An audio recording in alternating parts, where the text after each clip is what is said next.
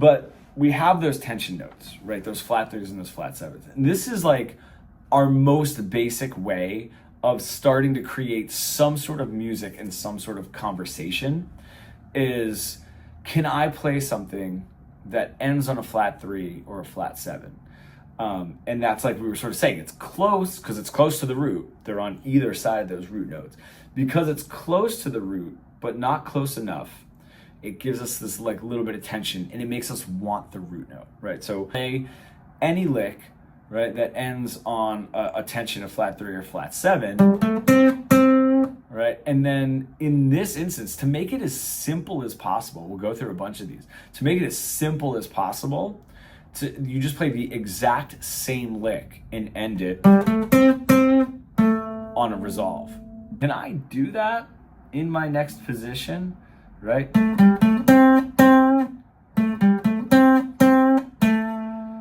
Can I do that in my next position? So just try that. Just try that simple little melody. See if you can get through just one position, even if it's just moving that up. So if I have my minor pentatonic, I can build my tension, my resolution. I can start moving that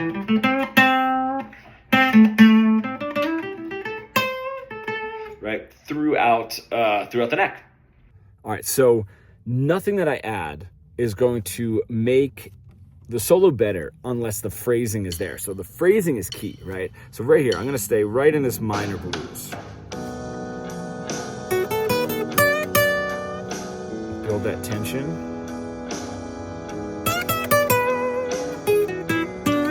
And then sort of go down in my second position there.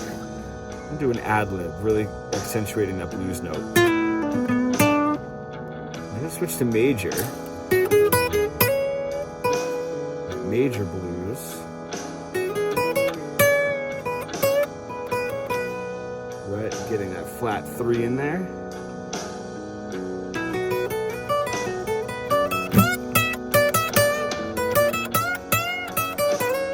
That 5 chord with the 2 note.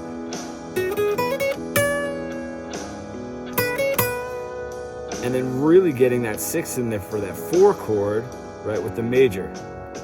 The 7-9-7-9 rather than the 7-10. So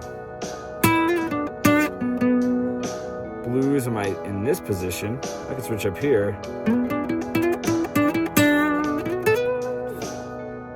Right, same minor blues licks.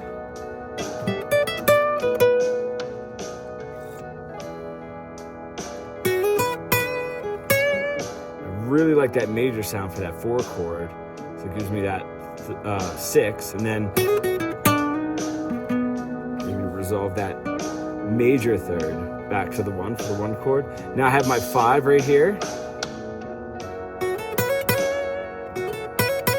Just get that 2 in there.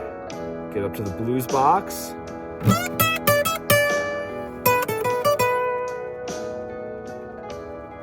All right, so there's a 1-3-5.